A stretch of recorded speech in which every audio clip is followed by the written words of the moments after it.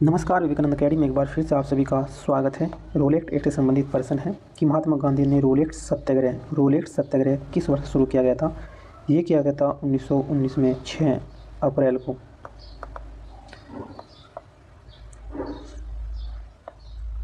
भारत में बढ़ती क्रांतिकारी घटनाओं और विरोध प्रदर्शन को दबाने के लिए ब्रिटिश सरकार ने सेडिशन कमेटी की सिफारिश पर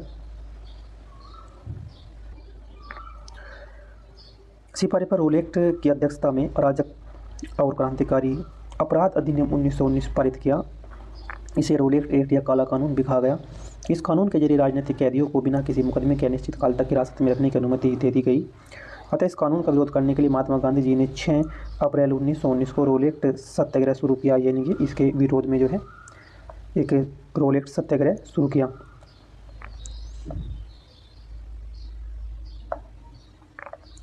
नेक्स्ट है, निम्नलिखित को सुमेलित कीजिए। साइमन कमीशन का भारत आना, क्रिप्स मिशन का भारत आना, जलियांवाला बाग नरसंहार कब हुआ और चौरी चौरा घटना कब हुई। देखिए, जलियांवाला बाग जो संग्रह जन नरसंहार हुआ था वो 1919 में हुआ था, ए है। और जो साइमन कमीशन का भारत आया, साइमन कमीशन आया भारत 1928 में, क्रिप्स मिशन आया 1942 में, और चौरी चौरा जो घटना हुई थी वह हुई थी 1922 ईस्वी में। तो देख सकते हैं, पहले का तो ए है, दूसरे का बी है, दूसरे का सी। साइमन कमीशन का भारत आना और बी, पहले का बी और दूसरे का है सी और तीसरे का है ए और चौथे का है डी। ऑप्शन नंबर इसका सी है। देखो, ऐसे क्वेश्चन को हल करने के लिए अगर हमें इनके शन याद हैं, क्रम याद है, तो हम इन्हें सही कर पाते हैं, नहीं तो वरना ही गलत होते हैं। देखते हैं एक बार साइमन कमीशन का भारत आना। ये 1928 में आया, जिसमें लाला लाजपत राय को काफ़ी चोटें आई। विरोध करने पर इसका विरोध किया गया कि साइमन कमीशन वापस जाओ। इस विरोध में लाला लाजपत राय को काफ़ी चोटें आई, जिससे उनकी मृत्यु हो गई थी। और क्रिप्स मिशन 1942 में आया था, और जलियांवाला बाग नरसंहार जो हुआ था, जिसमें निहत्था गोले चला दी थी। कम से कम हजारों जो व्यक्ति इसमें निर्दोष मारे गए थे, निहत्थे। और चौरी चौरा जो घटना हुई थी, ये हुई थी 1922 ईस्वी में। रोलेट एक्ट 1919 निम्न में से किसे शामिल किया गया था। रोलेट एक्ट 1919 में किसे शामिल किया गया था।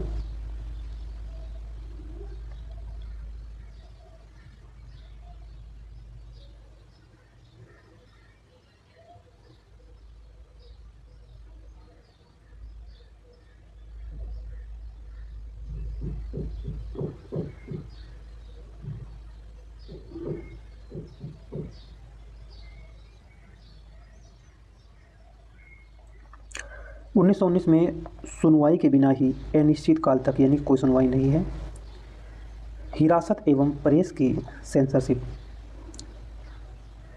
1919 में शामिल की गई थी।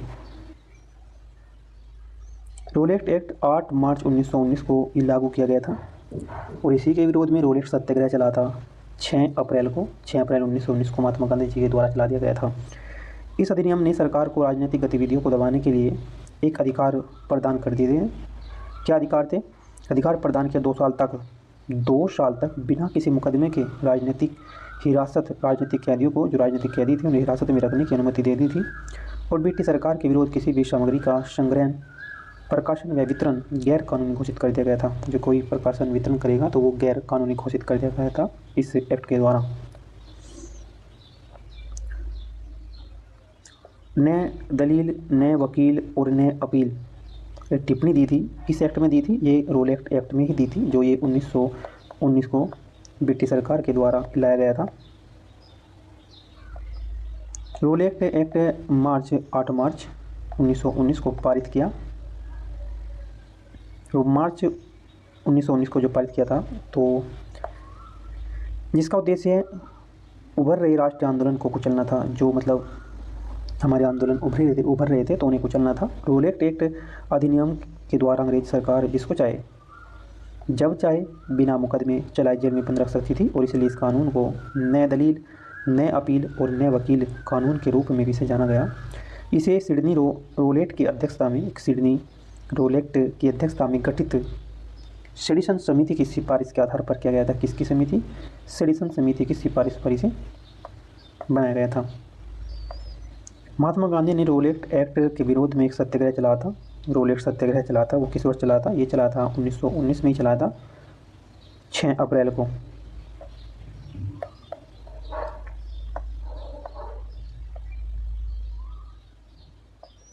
तो महात्मा गांधी जी के द्वारा रोलेट एक्ट सत्याग्रह 1919 के अराजक और क्रांतिकारी अपराध अधिनियम को लागू करने वाली ब्रिटिश सरकार के खिलाफ ये चलाया गया था। महात्मा गांधी ने किस अधिनियम के विरोध में लोगों को 6 अप्रैल 1919 को एक दिन के लिए अहिंसक विरोध दर्शाने को कहा था? रोलेट एक्ट के विरोध में। रोलेट एक्ट के विरोध में 6 अप्रैल 1919 को गांधी जी के द्वारा एक दिन के अहिंसक विरोध दर्शाने को कहा गया था। फरवरी 1919 में सत्याग्रह सभा की स्थापना किसके द्वारा की गई थी?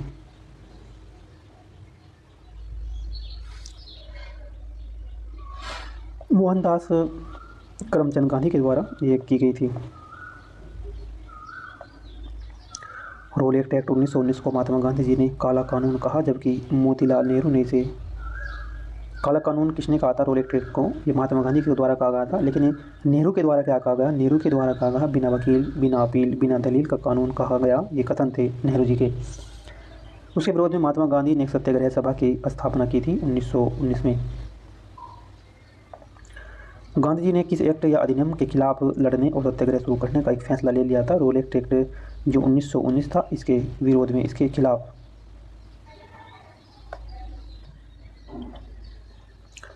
रोलेट एक्ट में पारित किया गया था। रोलेट एक्ट पारित जो किया गया था वो किया गया था 1919 ईस्वी में पारित किया गया था। भारत में क्रांतिकारी के प्रभाव को समाप्त करने के लिए, जो क्रांतिकारी थे उनके प्रभाव को समाप्त करने के लिए ब्रिटिश सरकार ने 18 मार्च 1919 को रोलेट एक्ट पारित किया था। रोलेट एक्ट के अंतर्गत निम्नलिखित में से कौन सा एक उपाय अपनाया गया था? क्या उपाय अपनाया गया था?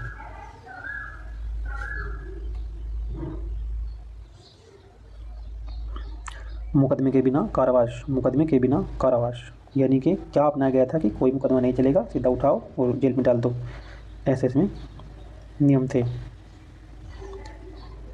रोलेट एक्ट इस कानून की प्रमुख विशेषता रही है और यह इसके द्वारा ब्रिटिश सरकार को यह अधिकार प्राप्त हो गया था कि संदेह के आधार पर ही किसी को भी उठाओ और अदालत में बिना मुकदमे चलाए ही अनिश्चित काल तक, कोई काल नहीं, कोई समय नहीं, निश्चित नहीं है कि बंद कर सकती है, ऐसा इसमें प्रावधान था। रोलेट एक्ट को किस वर्ष पारित किया गया था? ये 1919 में किया गया था रोलेट एक्ट।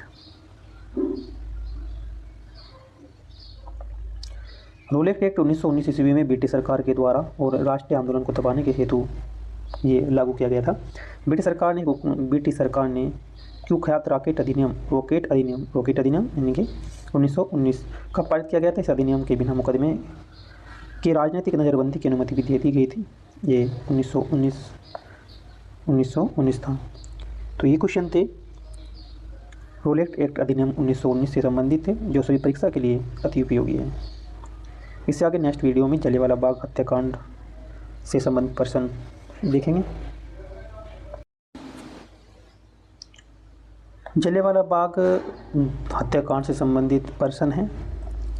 1919 में हुई जलियांवाला बाग घटना की जांच के लिए भारत सरकार के द्वारा किस आयोग का गठन किया गया था?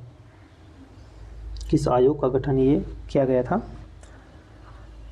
एक हंटर कमेटी बनाई गई थी कि इसकी जांच के लिए ये कैसे हुआ, किसने कराई घटना। ये घटना क्या थी कि जलियांवाला बाग जो था, इस घटना में नियति जनता पर गोलियां चलाई गई थी, जिससे हजारों व्यक्ति जो है मारे गए थे, निर्दोष निहत्थे मारे गए थे। वो जलियांवाला बाग हत्याकांड थी। भारत सरकार ने जलियांवाला बाग हत्याकांड के जांच हेतु 1 अक्टूबर 1919 को लॉर्ड हंटर की अध्यक्षता में एक कमेटी गठित की थी। इस कमेटी में 8 सदस्य थे, जिसमें 5 अंग्रेज और 3 भारतीय सदस्य थे। इस कमेटी में जो सदस्य थे, 8 सदस्य थे इस कमेटी में थे, 5 अंग्रेज सदस्य थे और 3 इसमें भारतीय सदस्य थे।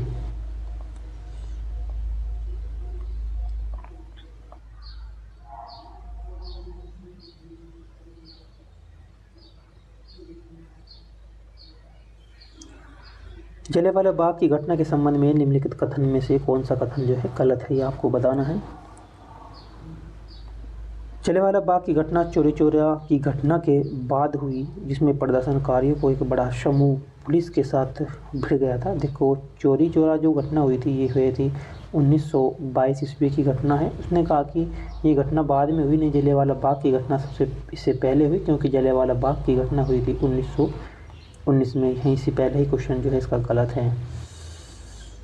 तो जलियांवाला बाग यह 13 अप्रैल 1919 को हुआ था। बिल्कुल सही, ये घटना जो है 13 अप्रैल 1919 को हुई थी, जब जनता जलियांवाला बाग में एक सभा एकत्रित हुई थी। जो सभा इकट्ठी हुई थी वहाँ पे जो है ये निहत्थे व्यक्तियों पर गोलियाँ चला दी थी। जलियांवाला बाग की घटना जो है मार्च 1919 को रोलेट एक्ट का परिणाम था।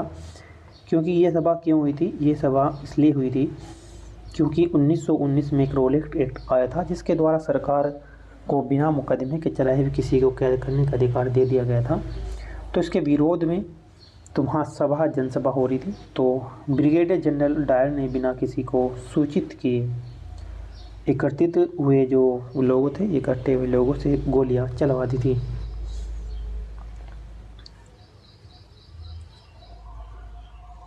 अराजक और क्रांतिकारी अपराध अधिनियम 1919, जिसे रोलेट एक्ट के नाम से भी जाना गया, इसी के विरोध हेतु जलियांवाला बाग में आयोजित एक शांतिपूर्ण बैठक का आयोजन शामिल लोगों पर जो है जनरल डायर ने गोली चलाने का आदेश दिया गया था, और जिसमें हजारों लोग मारे गए थे। इतिहास में यह घटना जलियांवाला बाग हत्याकांड के नाम से जानी गई, और यह घटना 13 अप्रैल 1919 को हुई, जबकि चोरा चोरी घटना 4 फरवरी 1922 में की गई थी। 1922 में ये की गई थी। तो नेक्स्ट है, निम्नलिखित में से किस ब्रिटिश नीति ने लोगों को जलियांवाला बाग अमृतसर में एकत्र होने के लिए विवश किया था? मतलब कौन सी ब्रिटिश नीति थी कि लोगों को जो है इसमें जो है इकट्ठा होना पड़ा? ये था रोलेट एक्ट अधिनियम था, ये 1919 का, इसके द्वारा विवश किया गया लोगों की कि उन्हें इकट्ठा होना पड़ा।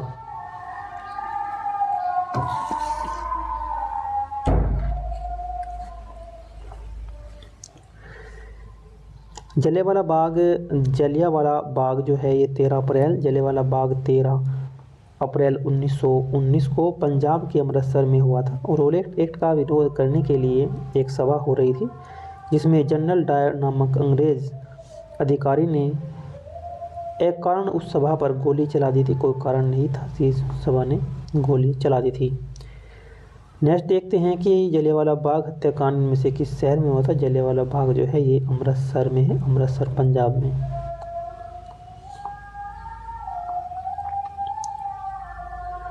नेक्स्ट है कि गांधी जी किसके खिलाफ अभियान प्रेस पर ब्रिटिश सेंसरशिप और पेशी के बिना नज़रबंदी के जवाब में था?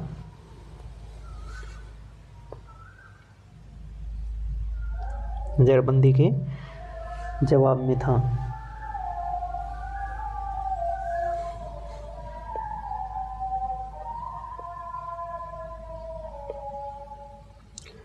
इसका ऑप्शन नंबर सी है, रोलेट एक्ट जो 1919 था उसके खिलाफ अभियान था।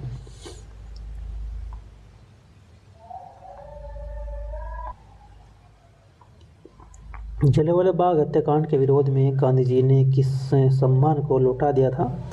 जब जलियांवाला बाग हत्याकांड हुआ तो गांधी जी ने एक कैसर ए हिंद की उपाधि दी गई थी, जो इसे वापस लौटा दिया था। अंग्रेजों ने ये कैसर ए हिंद की जो उपाधि दी थी इन्हें 1900 जो पहला विश्व युद्ध हुआ था 1914 से 18, उसमें इनकी काफ़ी सहायता की थी, इनका सहयोग किया था। उसके उपलक्ष्य में इन्होंने कैसर ए हिंद की उपाधि लौट दी थी, उसे इन्होंने वापस लौटा दिया। जलियांवाला बाग हत्याकांड के विरोध में गांधी जी ने कैसर ए हिंद की उपाधि, रविंद्रनाथ टैगोर ने सर की उपाधि वापस लौटा दी थी। इस हत्याकांड में हंसराज नामक भारतीयों ने जनरल डायर का सहयोग किया था। देखिए ये कितना क्या कहेंगे, इसे कैसा भारतीय था, इसने जनरल डायर का सहयोग किया था। इसने ये बताया था कि वहाँ पे सभा हो रही है, इसने ये जानकारी दी थी।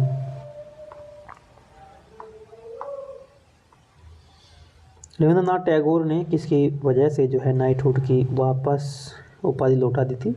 जलियांवाला बाग नरसंहार के उपलक्ष्य में जो है कारण जो जलियांवाला बाग हत्याकांड हुआ था उसी के कारण जो है ये उपाधि लौटा दी थी रविंद्रनाथ टैगोर के द्वारा, और महात्मा गांधी जी के द्वारा केसरे हिंद की उपाधि जो है ये भी उन्होंने वापस कर दी थी। नोबेल पुरस्कार विजेता बांग्ला लेखक और कवि रविंद्रनाथ टैगोर ब्रिटिश सरकार के द्वारा जो नाइटहुड यानी सर की उपाधि से नवाजा था, लेकिन 13 अप्रैल 1919 में हुए जो जलियांवाला बाग हत्याकांड के विरोध फलस्वरूप उन्होंने नाइटहुड की उपाधि ब्रिटिश सरकार को लौटा दी थी। नेक्स्ट देखते हैं कि जलियांवाला बाग नरसंहार कब हुआ था। जलियांवाला बाग नरसंहार बहुत ही दयनीय घटना थी, तो ये 13 अप्रैल 1919 को किया गया था।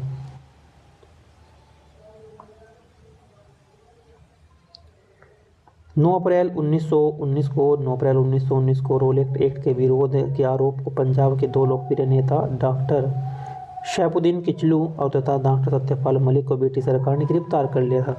9 अप्रैल 1919 को रोलेट एक्ट के विरोध के आरोप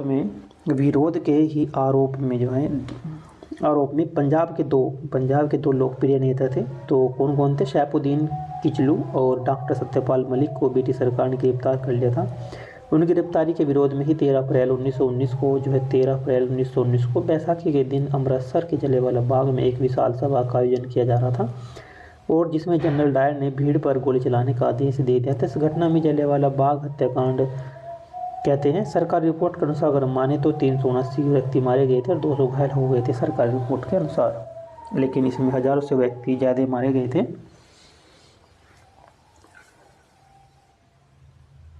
तो नेक्स्ट क्वेश्चन देखते हैं कि जलियांवाला बाग नरसंहार किस तिथि को किया गया था। देखिए काफ़ी इंपॉर्टेंट तिथि है, 13 अप्रैल 1919 याद रखने के लिए है कि प्रश्न काफ़ी बार रिपीट हो रहा है, तो इसका मतलब है कि ये अच्छे से याद हो रहेगा। नेक्स्ट है जेम्स चेम्सफोर्ड 1919 में जलियांवाला बाग की घटना की जांच के लिए जो समिति का गठन किया गया था, वो किससे समिति का गठन किया गया था? लॉर्ड्स चेम्सफोर्ड ने 1919 में जलियांवाला बाग की घटना की जांच के लिए एक समिति का गठन किया गया था। कौन सी समिति का गठन किया गया था? वो किया गया था हंटर समिति का। हंटर समिति में 8 लोग शामिल किए गए थे। इसमें से जो है 3 भारतीय थे और 5 जो थे ये अंग्रेज थे इस कमेटी में। जलियांवाला बाग हत्याकांड की जांच के लिए सरकार ने एक हंटर कमेटी बनाई थी, और ये कब बनी थी? 14 अक्टूबर 1919 को भारत सरकार ने डिसऑर्डर इंक्वायरी कमेटी के गठन की घोषणा की थी। यह समिति लॉर्ड विलियम हंटर की अध्यक्षता के चलते उनके नाम पर हंटर कमीशन के नाम से जानी जाती है। हंटर कमीशन के नाम से ये जानी जाती है।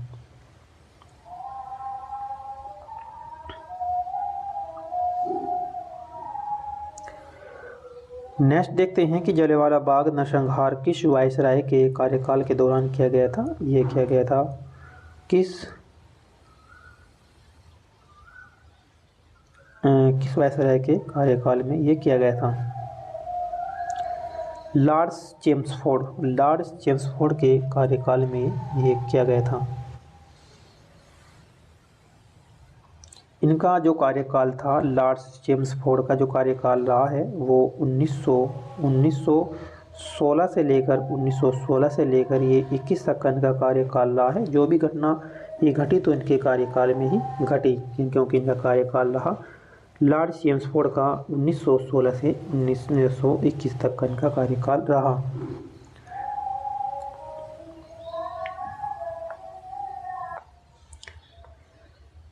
जलियांवाला बाग की घटना 13 अप्रैल 1919 को हुई थी। इस समय भारत का वायसराय लॉर्ड चेम्सफोर्ड थे। यह वर्ष 1916 से 1921 तक के भारत के वायसराय रहे हैं। इनके कार्यकाल की जो महत्वपूर्ण घटनाएं हैं, जैसे लखनऊ अधिवेशन हुआ 1916 में, और उसके बाद में रोलेट एक्ट हुआ 1919 में, खिलाफत आंदोलन हुआ 1920 ईस्वी में, और असहयोग आंदोलन भी 1920 में हुआ। तो इन्हीं के कार्यकाल के दौरान ये घटना घटी गई थी।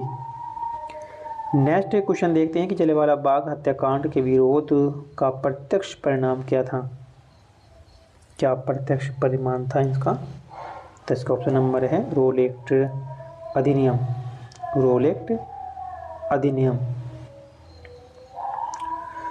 नेक्स्ट है कि जलियांवाला बाग हत्याकांड के अहम भूमिका के कारण माइकल फ्रांसिस ओडायर की हत्या किसके द्वारा की गई थी। जलियांवाला बाग हत्याकांड में अहम भूमिका के कारण माइकल फ्रांसिस ओडायर की हत्या किसके द्वारा ये की गई थी।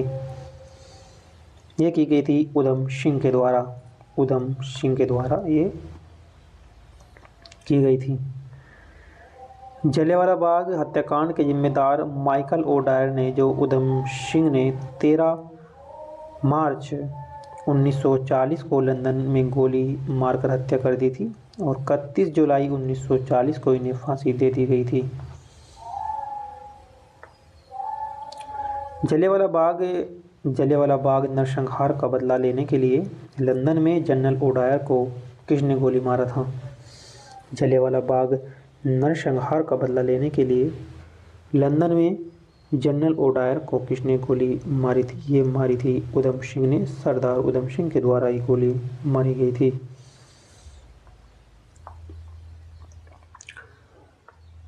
नेक्स्ट है जलियांवाला बाग नरसंहार किस वर्ष हुआ था। जलियांवाला बाग नरसंहार ये हुआ था 13 अप्रैल 1919 को। 13 अप्रैल 1919 को ये घटना घटी गई थी। जलियांवाला बाग हत्याकांड का आदेश किसने दिया था। देखिए इसमें क्या है, ये भी डायर है माइकल ओडायर और एक है कर्नल रेजिनाल्ड डायर। तो ये जो दी थी कर्नल रेजिनाल्ड डायर ने जो है ये आदेश दे दिया था। जलियांवाला बाग हत्याकांड का आदेश ब्रिगेडियर जनरल रेजिनाल्ड डायर ने दिया था और इस घटना के समय माइकल ओडायर पंजाब के उपराज्यपाल थे। माइकल ओडायर जो है पंजाब के उपराज्यपाल थे। कब से कब तक थे? 1913 से 1919 तक थे और इस हत्याकांड के लिए सीधे गोली चलाने का आदेश रेजिनाल्ड डायर ने दिया था। रेजिनाल्ड डायर ने ये दिया था। किस त्योहार के दिन जलियांवाला बाग हत्याकांड हुआ था। किस त्योहार के दिन जलियांवाला बाग हत्याकांड हुआ था।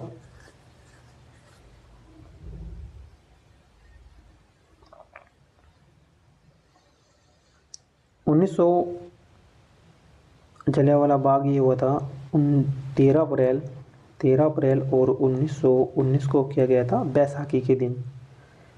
बैसाखी के दिन ये किया गया था।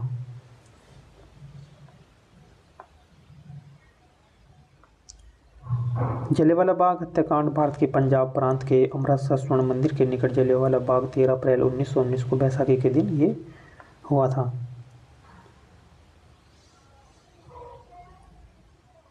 तो ये थे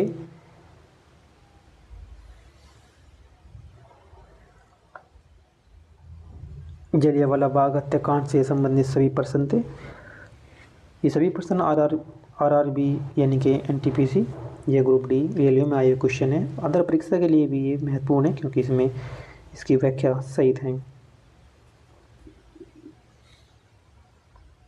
इससे अगली नेक्स्ट वीडियो में हम देखेंगे SIO खिलाफत आंदोलन से संबंधित प्रश्नों का।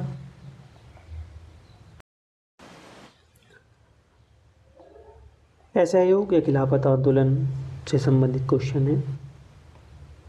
भारत के स्वतंत्रता संग्राम से संबंधित निम्नलिखित में से कौन सी घटना उसके घटित होने के वर्ष से सुमेलित है।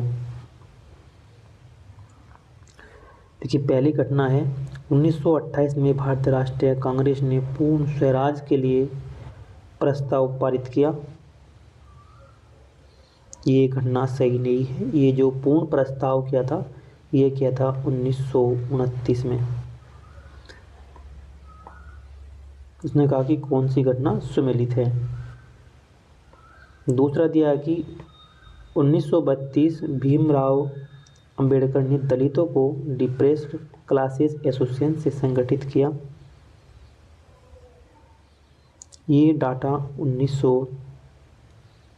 32 का नहीं, 1930 का है। 1930 ईस्वी में डॉक्टर भीमराव अंबेडकर ने दलितों को डिप्रेस्ड क्लासेज एसोसिएशन से संगठित किया था।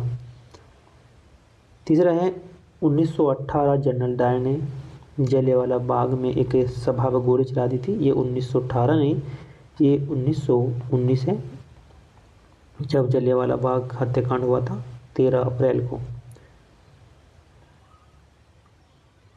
ये दिया गया है 1922 ईस्वी में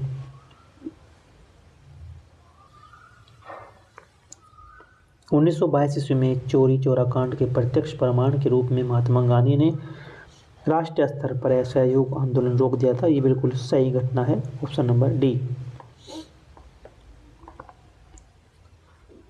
विस्तार से जानेंगे एक बार, यानी कि जो भारत के स्वतंत्रता संग्राम से संबंधित जो सुमेलित तथ्य हैं। 1929 में भारतीय राष्ट्रीय कांग्रेस ने पूर्ण स्वराज के लिए लाहौर अधिवेशन में प्रस्ताव पारित किया था, बिल्कुल सही है। और ये 1930 में डॉक्टर भीमराव अंबेडकर ने दलितों को डिप्रेस्ड क्लासेज एसोसिएशन में संगठित किया था। और 1919 में जनरल डायर ने जलियांवाला बाग में एक सभा पर गोलियां चलाई थी। और 1922 में चौरी चौरा कांड के प्रत्यक्ष प्रमाण के रूप में महात्मा गांधी ने राष्ट्रीय स्तर पर असहयोग आंदोलन को रोक दिया था।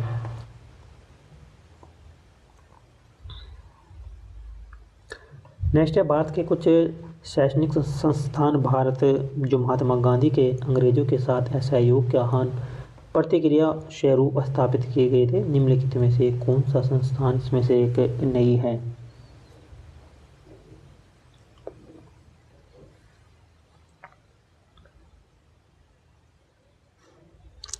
ऑप्शन नंबर ए है श्रीरामपुर कॉलेज, इसमें से वो नहीं है।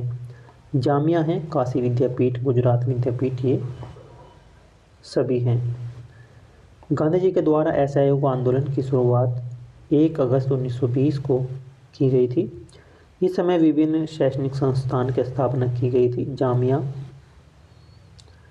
जामिया मिलिया इस्लामिया दिल्ली, काशी विद्यापीठ बनारस, गुजराती विद्यापीठ गुजरात इत्यादि प्रमुख असहयोग आंदोलन 4 फरवरी 1922 को चौरी चौरा कांड के पश्चात इसे समाप्त कर दिया गया था।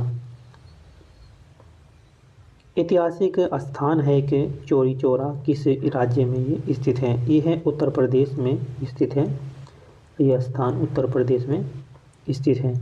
असहयोग आंदोलन के दौरान प्रदर्शनकारियों पर पुलिस कार्यवाही के जवाब में पुलिस स्टेशन में आग लगा दी थी, और जिसमें 22 पुलिसकर्मियों की मृत्यु हो गई थी जलकर। और यह घटना चौरी चौरा कांड कहलाई। और इस घटना के कारण गांधी जी ने असहयोग आंदोलन स्थगित यानी कि रोक दिया था। और चौरी चौरा घटना 4 फरवरी 1922 को उत्तर प्रदेश राज्य के गोरखपुर जिले में हुई थी। ये कौन से गोरखपुर जिले में हुई थी?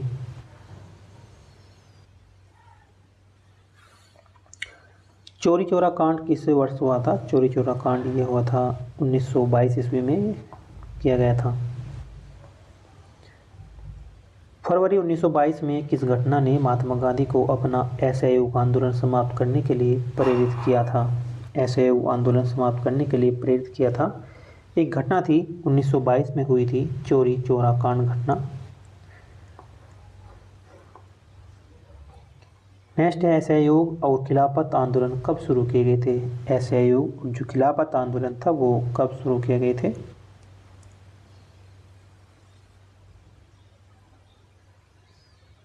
1920 ईस्वी में ये शुरू किए गए थे।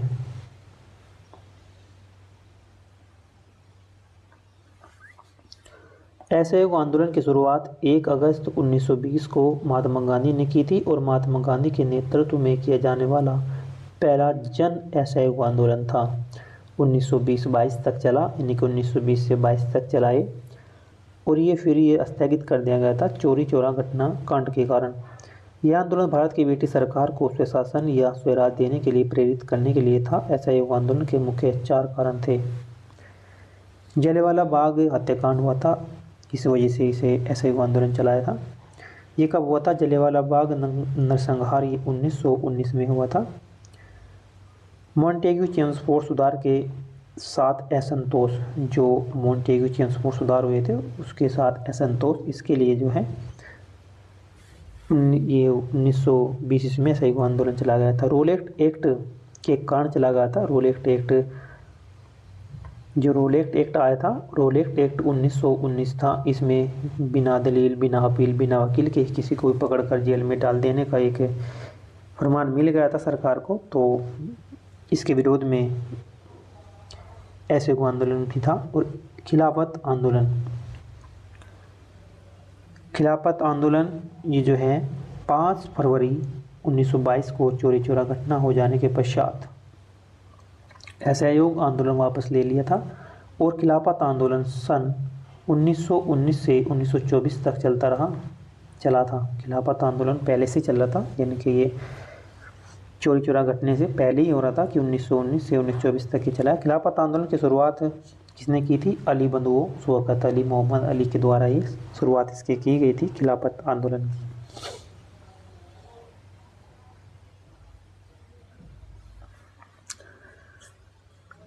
नेक्स्ट है कि कांग्रेस ने दिसंबर 1920 में अपने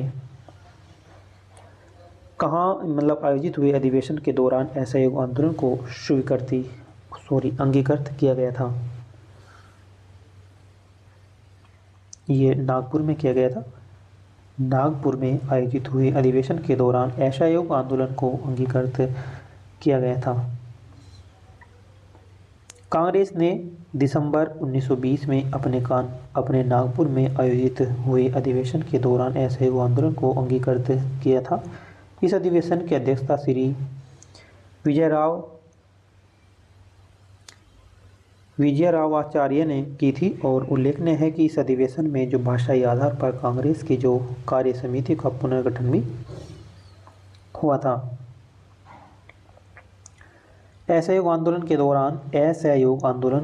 के दौरान चौरी चौरा की घटना जो है उत्तर प्रदेश के किस जिले में थी? चौरा चोरी जो घटना थी वो जगह थी तो वह गोरखपुर में हुई थी।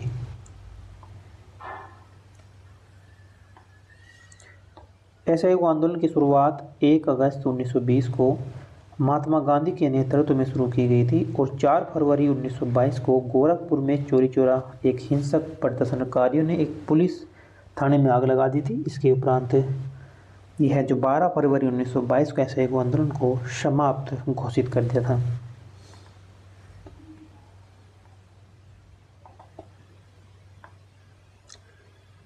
चौरी चौरा कांड किस वर्ष में हुआ था? जो चौरी चौरा कांड है वो किस वर्ष में हुआ था? वो हुआ था 1922 ईस्वी में। 1922 ईस्वी में हुआ था।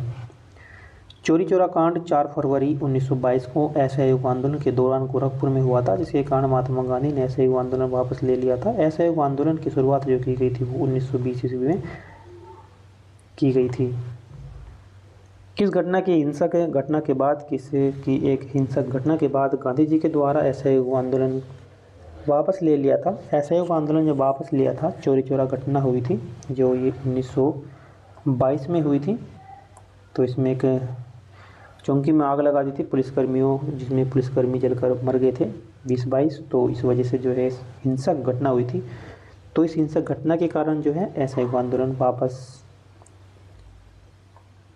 वापस ले लिया था।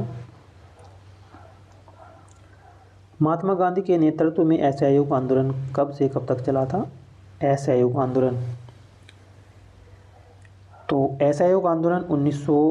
1 अगस्त 1920 से चला था और ये फरवरी तक चला था, 1922 तक।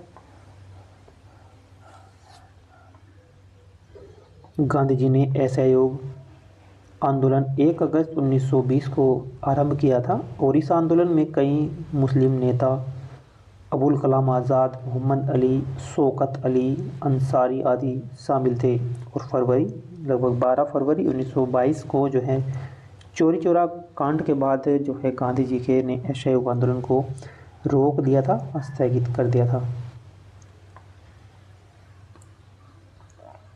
अखिल भारतीय खिलाफत समिति में जब यह घोषणा करते हुए एक प्रस्ताव पारित किया गया कि किसी भी मुसलमान को ब्रिटिश भारतीय सेना में सेवा प्रदान नहीं करना चाहिए। जुलाई 1921 में अखिल भारतीय खिलाफत समिति ने जब यह घोषणा करते हुए एक प्रस्ताव पारित किया था कि किसी भी मुसलमान को ब्रिटिश भारतीय सेना में सेवा प्रदान नहीं करना चाहिए, जुलाई 1921 में।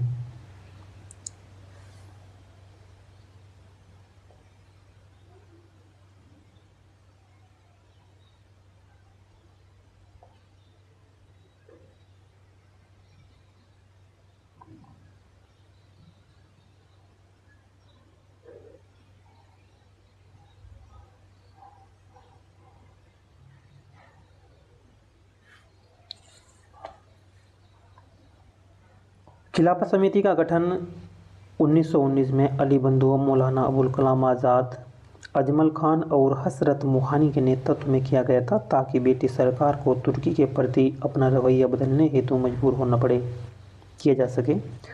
और जुलाई 1921 में अखिल भारतीय खिलाफत समिति ने एक प्रस्ताव पारित किया गया था। यह घोषणा की गई किसी भी मुसलमान को ब्रिटिश भारतीय सेवा नहीं देनी चाहिए। खिलाफत आंदोलन में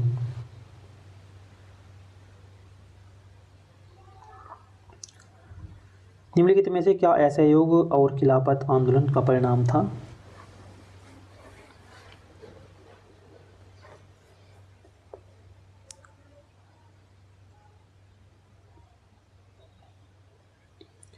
खिलाफत आंदोलन का जो परिणाम था ये था मजदूर वर्ग कई छोटे बड़े शहरों में हड़ताल पर चला गया।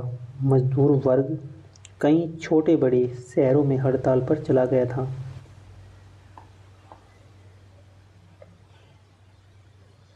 असहयोग और खिलाफत आंदोलन का परिणाम यह निकला कि मजदूर वर्ग कई छोटे बड़े शहरों में हड़ताल पर चला गया। हजारों छात्रों ने सरकार द्वारा स्थापित स्कूल और कॉलेजों को छोड़ दिया। महिलाओं ने बड़ी संख्या में आंदोलन में भाग लिया तथा उनके द्वारा पर्दा प्रथा का त्याग कर दिया गया। और 1919 से 1922 के मध्य ब्रिटिश शासन के विरुद्ध खिलाफत और असहयोग 2 जन आंदोलन आयोजित किए गए।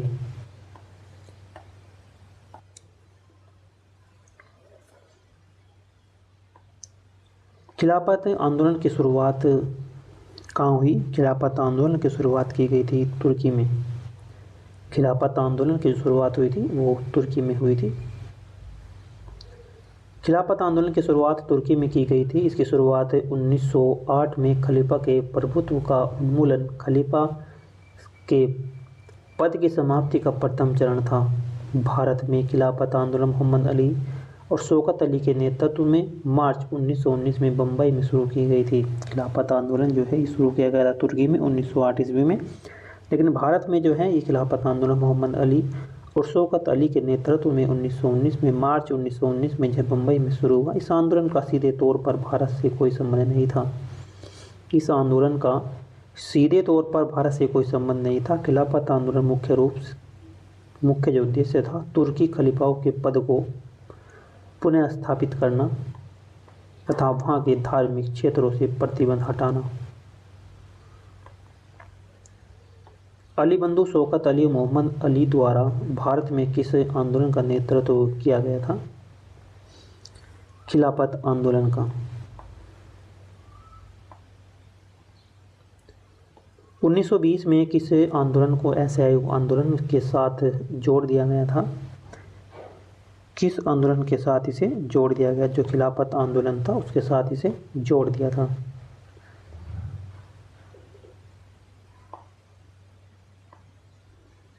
1922 में गांधी जी के द्वारा असहयोग आंदोलन स्थगित करने का जो मुख्य कारण क्या था?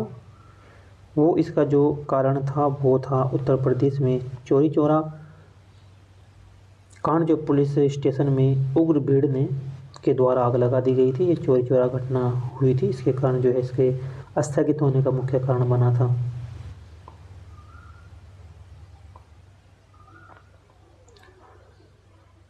फरवरी 1922 ईस्वी को उत्तर प्रदेश के गोरखपुर जिले में चौरी चौरा एक स्थान है, वहाँ घटना घटी थी। क्या घटना थी कि 12 फरवरी 1922 को असहयोग आंदोलन वापस ले लिया था। इस वजह से घटना थी कि वहाँ पे जो है एक पुलिस चौकी में आग लगा दी थी, जिससे 20-22 पुलिसकर्मी मारे गए थे। खिलाफत आंदोलन का नेतृत्व किसके द्वारा किया गया था? शौकत अली और मोहम्मद अली। शौकत अली और मोहम्मद अली के नेतृत्व में किया गया था। खिलाफत आंदोलन का नेतृत्व किसने किया था? मोहम्मद अली ने।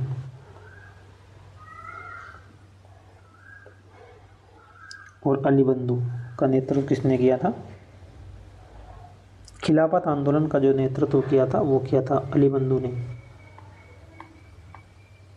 अली बंधु के द्वारा किया गया था इसका नेतृत्व।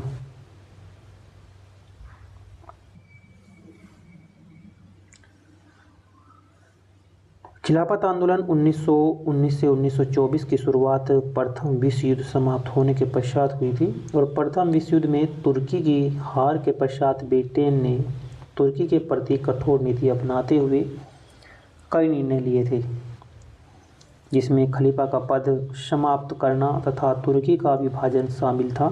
और 1919 में अली बंधु द्वारा अखिल भारतीय खिलाफत कमेटी का गठन किया गया था, जिसने इस आंदोलन की शुरुआत की। और इस आंदोलन का मुख्य उद्देश्य तुर्की के खलीफा को पद पुनः स्थापित करना और वहाँ के धार्मिक क्षेत्रों पर जो प्रतिबंध थे उन्हें हटाना।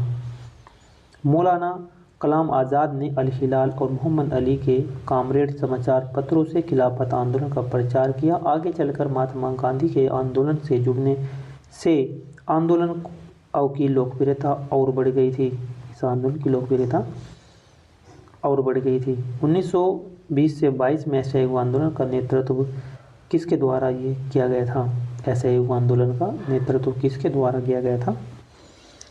महात्मा गांधी के द्वारा ये आंदोलन का नेतृत्व किया गया था।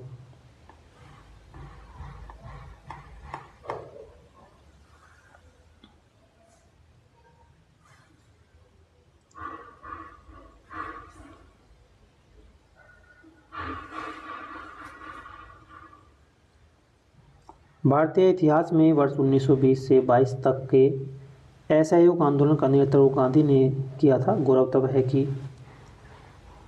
गौरतलब है कि महात्मा गांधी के नेतृत्व में असहयोग आंदोलन 1 अगस्त 1920 को उपवास और प्रार्थना के साथ प्रारंभ किया था और 1921 में असहयोग आंदोलन अपनी चरमोत्कर्ष पर पहुंच गया था। और परंतु ये 4 फरवरी 1922 को एक घटना घटी, चौरी चौरा घटना गोरखपुर में उत्तर प्रदेश के। तो इसके फलस्वरूप जो गांधी जी ने असहयोग को एक स्थगित कर लिया था, लेकिन 1921 में असहयोग आंदोलन अपनी चरम सीमा पर पहुंच गया था।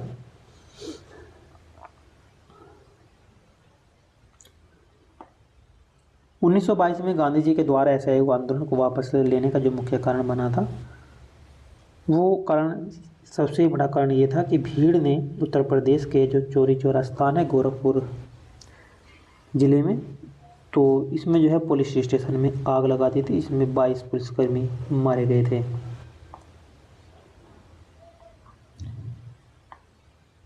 चार फरवरी 1922 को उत्तर प्रदेश के गोरखपुर जिले में चौरा चौरी नामक स्थान पर क्रोधित भीड़ ने पुलिस स्टेशन में आग लगा दी और 4 फरवरी को लगाई थी और 12 फरवरी को जो है महात्मा गांधी ने इसे आंदोलन को स्थगित कर दिया था, वापस ले लिया था।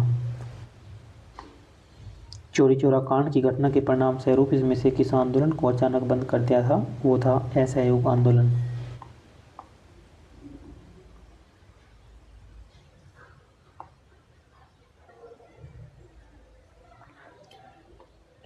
निम्नलिखित में से किसने खिलाफत आंदोलन का नेतृत्व किया था? खिलाफत आंदोलन का जो नेतृत्व किया गया था वो क्या था? शौकत अली ने। इनमें से शौकत अली के द्वारा ये किया गया था।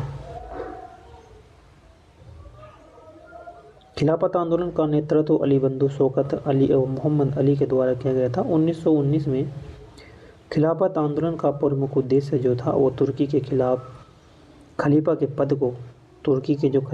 पद को पुनः स्थापित कराना था और वहाँ के धार्मिक क्षेत्रों से प्रतिबंध को हटाना था। चौरी चौरा घटना के कारण किस आंदोलन को अचानक रोकना पड़ा था? वो आंदोलन था असहयोग आंदोलन। ये कब शुरू किया गया था? ये 1920 में शुरू किया गया था। रोकना कब पड़ा? ये 1922 में से रोकना पड़ा था चौरी चौरा घटना के कारण।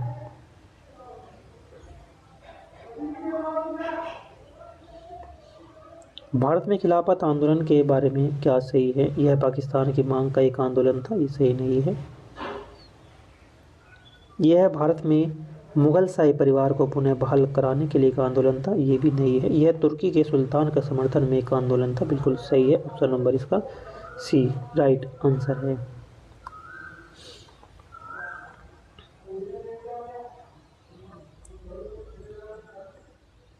नेक्स्ट है, भारत के खलीफा आंदोलन के बारे में क्या सही है? कौन सा कथन इसका सही है?